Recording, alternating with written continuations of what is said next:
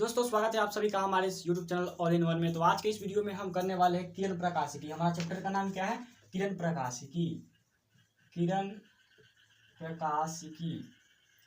आज के इस वीडियो में हम बात करने वाले हैं 10 बहुत महत्वपूर्ण प्रश्न की, जो कि है एग्जाम में बहुत इंपॉर्टेंट है और फिजिक्स का है, क्लास 12th का बहुत इंपॉर्टेंट क्वेश्चन है। वीडियो को शुरू से लेकर अंत तक देखना, ये सब क्वेश्चन आपको समझ में आ जाएगा। चलिए तो वीडियो को स्टार्ट करते हैं। तो यहाँ पे फर्स्ट हमारा क्वेश्चन कर रहा है, किस रंग का तरंगदैर्घ्य सबसे कम होता है? देखिए, जब श्वेत प्रकाश को प्रिज्म से हम लोग गुजारते हैं तो उसमें क्या होता है, वो श्वेत प्रकाश 7 रंग में विभक्त होता है। तो वहां पर जो कह रहा है कि उसमें सबसे कम जो तरंगदैर्घ्य होता है किसका होता है, तो मतलब उसमें सबसे अधिक विचलन किसका होता है? तो देखिएगा कि सबसे अधिक जो विचलन होता है वो बैगनी का होता है, इसलिए उसका तरंगदैर्घ्य सबसे कम होता है। तो इसका राइट आंसर क्या हो जाएगा? बैगनी का। चलिए, बैगनी।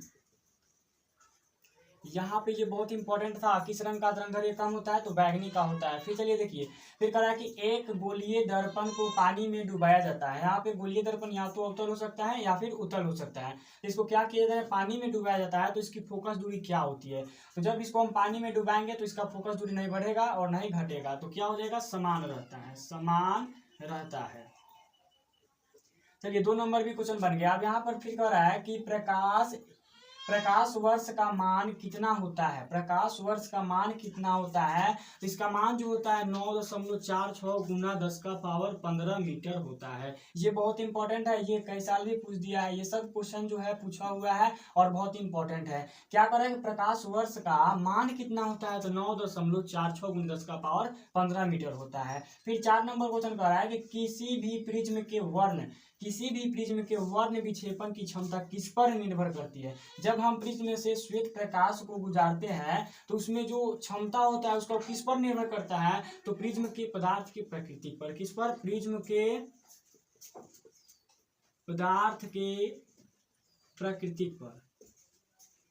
ये हो गया 4 नंबर का आंसर। क्या हो जाएगा? प्रिज्म भी किसी भी प्रिज्म के वर्ण विक्षेपण की जो क्षमता होती है वो प्रिज्म के पदार्थ की प्रकृति पर निर्भर करती है। यानी कह रहा है कि जब प्रकाश स्रोत और पर्दा के बीच की दूरी बढ़ा दी जाए, यानी दूरी अलग कर दी जाए, जब प्रकाश जो स्रोत होता है जहां से प्रकाश निकलता है वहां और पर्दा के बीच की दूरी अगर बढ़ा दी जाए तो फ्रिंज की चौड़ाई क्या होगी? तो सर फ्रिंज की चौड़ाई जो होगी वो बढ़ेगी।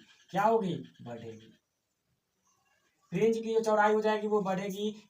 यहाँ पे कह रहा है कि प्रकाश अनुप्रस्थ तरंग है क्योंकि यह प्रदर्शित करता है। तो प्रकाश जो है अनुप्रस्थ तरंग है तो क्या प्रदर्शित करता है? तो यह ध्रुवन को प्रदर्शित करता है। किसको? ध्रुवन को प्रदर्शित करता है। चलिए, 7 नंबर क्वेश्चन है, पूर्ण आंतरिक परावर्तन के समय परावर्तन गुणांक का मान कितना होता है? जब पूर्ण आंतरिक परावर्तन होता है तो उस समय परावर्तन जो गुणांक होता है उसका मान क्या होता है? इनफाइनाइट होता है या परिभाषित होता है, वो कितना भी हो सकता है। चलिए, 8 नंबर क्वेश्चन कह रहा है कि मरीचिका का कारण क्या है? मरीचिका जो होता है बालू वाले स्थानों पर, तो वो क्या होता है, क्यों होता है? तो वो होता है अपवर्तन और पूर्ण आंतरिक परावर्तन के कारण। अपवर्तन और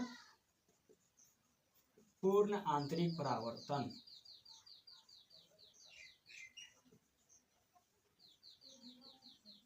के कारण ये हो गया। चलिए, फिर कह रहा है कि हीरा का अपवर्तनांक होता है। हीरा का अपवर्तनांक कितना होता है? तो लगभग 2.42 होता है हीरा का अपवर्तनांक।